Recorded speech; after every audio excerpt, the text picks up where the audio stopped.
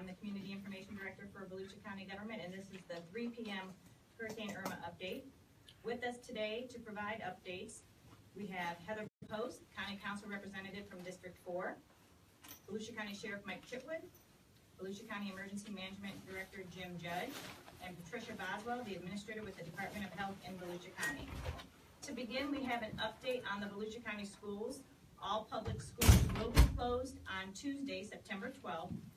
The school board will determine any future closings on a day-to-day basis going forward.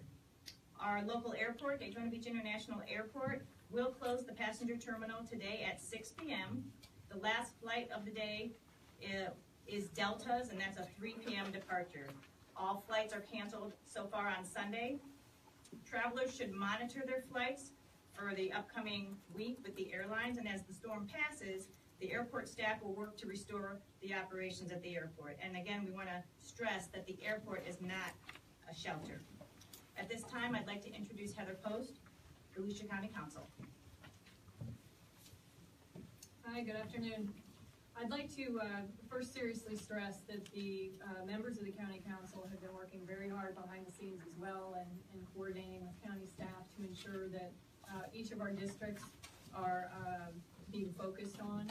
And one of the main things that's being brought up, I know from citizens in my district as well, is it appears as if the storm is lessening in its intensity, and I've heard mentioned Category 1 and all of that. And what I want to stress is, even if you have been through a hurricane in the state of Florida before, we are talking about sustained winds, very long periods of sustained winds this time.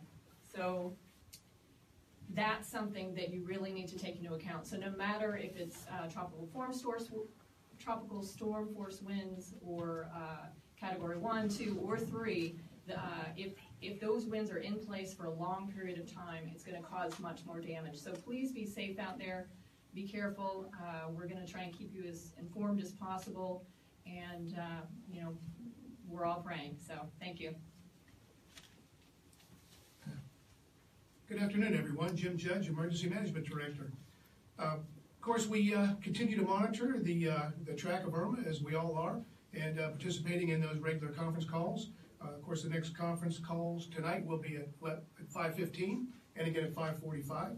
And, conditions have changed over the last few days, and there's still a chance that things could change this evening. So we want to stay very close tuned to the weather and the announcements. And, of course, don't forget about that Volusia Emergency Management app that's available online and providing a wealth of information. We do expect conditions to deteriorate as we get into late Saturday evening, early Sunday morning, and we expect those conditions to not be favorable all the way through possibly midday on Monday. We are looking at the worst of the weather to be overnight, Sunday night, and into Monday morning. Winds from the storm are concerning as well, as the potential is for flooding. We expect 3 to 6 inches of rain just today. We had quite a bit of rain yesterday, but this is not part of Hurricane Irma. This is just a weather front that we happen to be dealing with. An additional 8 to 12 inches of rain is possible as we get into the several days there we deal with Irma, and a possibility of between 15 and 18 inches in isolated spots. So there is a concern not only for wind, but also for water and the potential for flooding. Moving on to shelters. Our shelters are at capacity on several of our schools. Right now, Atlantic High School, Citrus Grove Elementary, Sweetwater Elementary, Hinson Middle School, Taylor Middle and High School are all at capacity right now.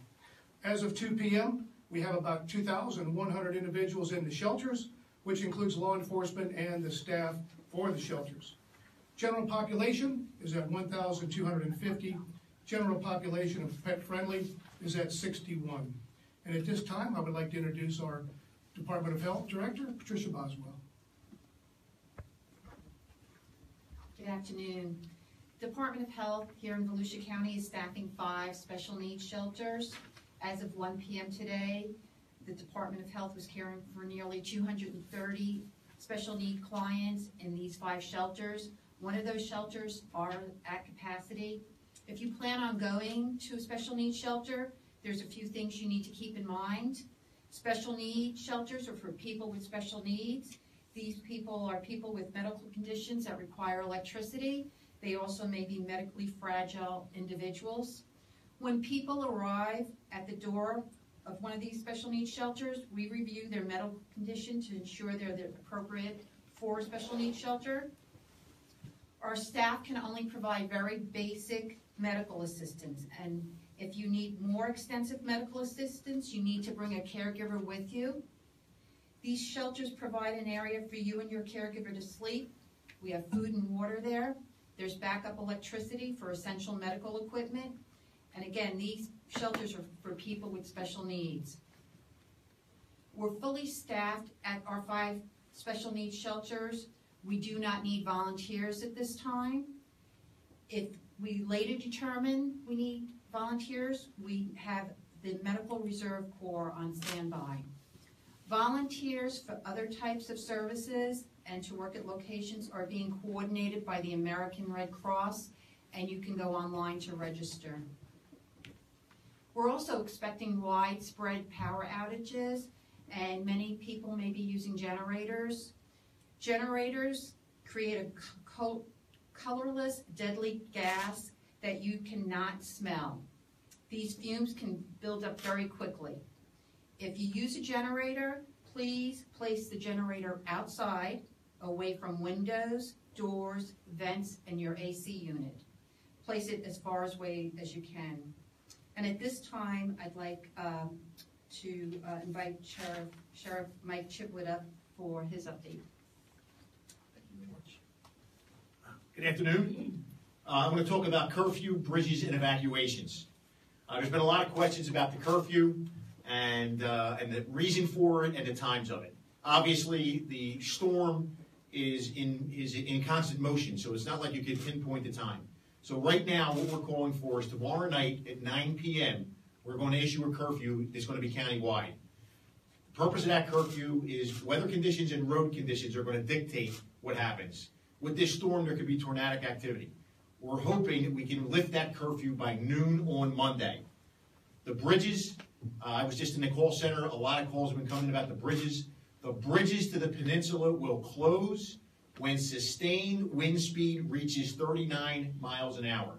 We anticipate that that'll be somewhere around the noon hour tomorrow. So once again, the bridges to the peninsula will close tomorrow when the sustained winds reach 39 miles an hour, and we are anticipating it to be around noon. Today is a day of action. By this evening, you should be in the place where you're going to ride out the storm.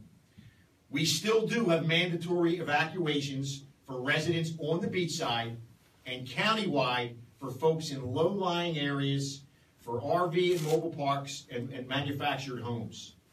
If you're not sure if you live in a low-lying area, if you need flood insurance, that's a sign that you're in a low-lying area. So we're going to ask you to evacuate those areas. Again, everybody's focused on how this storm has shifted to the west. That does not mean that it is any less dangerous for us. Flooding, high winds, and possible tornadic activity, we're asking you to heed the advice up here. The most important thing the county is trying to stress is we want to save lives. That's our ultimate goal. Joanne? Thank you, Sheriff. One more update to provide to you regarding coastal erosion. Earlier this week, Governor Scott authorized the Florida Department of Environmental Protection to work with the counties and to deploy emergency sand berms in critical erosion areas. You may recall State Road A1A in Ormond Beach by the Sea was damaged significantly after Hurricane Matthew, and over the past 11 months, FDOT has been working to shore up that area. And beginning yesterday, the Department of Environmental Protection, their contractor started deploying sand, beach-compatible sand, seaward of Ocean Shore Boulevard in the areas impacted by Hurricane Matthew, and that was completed today. So this sand placement should act as a buffer, potentially minimizing the damages that we could get from Hurricane Irma. All right, that is it for our update. We will open it up to questions now. Anybody with any questions? Is there a sense that you've dodged a bullet here? We hope so.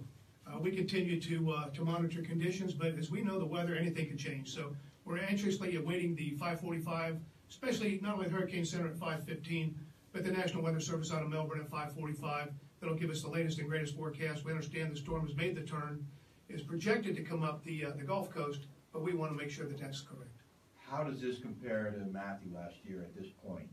Well, it's a good point. Last year at this point, I had gotten a phone call from David Sharp at the National Weather Service out of Melbourne, and he said, Jim, this is going to be an epic and historic event. We were looking at Category 3 to 4 winds for quite a period of time. We were very lucky that at the last minute it took that 30 to 40 mile jog to the east and kept the more significant winds off our coast. So we established a wind speed of approximately 85 miles an hour sustained in most of Volusia County. So pretty significant winds. Of course, you all know we had a lot of debris. We had 5 fatalities and quite a bit of damage. So we think there were a lot of lessons learned from Matthew, from us, from the public, and I feel that the public is much better prepared, and I feel that we are as prepared, not only as an agency, but as a county, to be able to deal with the effects of Irma. What's the worst case scenario that you're looking at right now? Worst case scenario, as we understand it, but again, things can change, would be sustained tropical storm force winds, could be in the neighborhood of 65 miles an hour for as long as 30 hours. And that also includes the possibility of Category 1 gusts and significant rainfall. So we are also concerned about the flooding. The only thing that's really gone down for us is the potential for storm surge. So we continue to look at the wind and the water and the potential for tornadoes. So still very dangerous conditions that we face here over the next 36 hours. Sheriff, any issues that your officers have faced so far on the streets of Volusia County? Right now, everything's been perfect, and we have an eye out west. We are very concerned with our fellow Floridians out on the West Coast, including law enforcement. And I know that we are planning right now for, if this path continues, where it looks like we're going to dodge this bullet, to get our resources together so we can get over to the West Coast to help out other sheriff's offices and police departments out there. People want to know about their cities where they are, specifically where they can find that information. Sure, we have been working in conjunction with all of the cities here in Volusia County. So we have a website, volusia.org/PIN, which stands for Public Information Network. And on that website, in addition to the comprehensive information that we provide at the news conferences and then the news releases, we also have sections specifically for each city. So you can go on that page, scroll down just a little bit, you'll find each city listed, and you can click on that, and it's information directly about those cities. And then we're also including pertinent city information in releases that we send out through our ESF 14 on radio briefings and, if necessary, during these news conferences as well. Thank you. Anybody else? All right, thank you very much. Thank you. Thank you. Hutch, where do you get those nice pants at?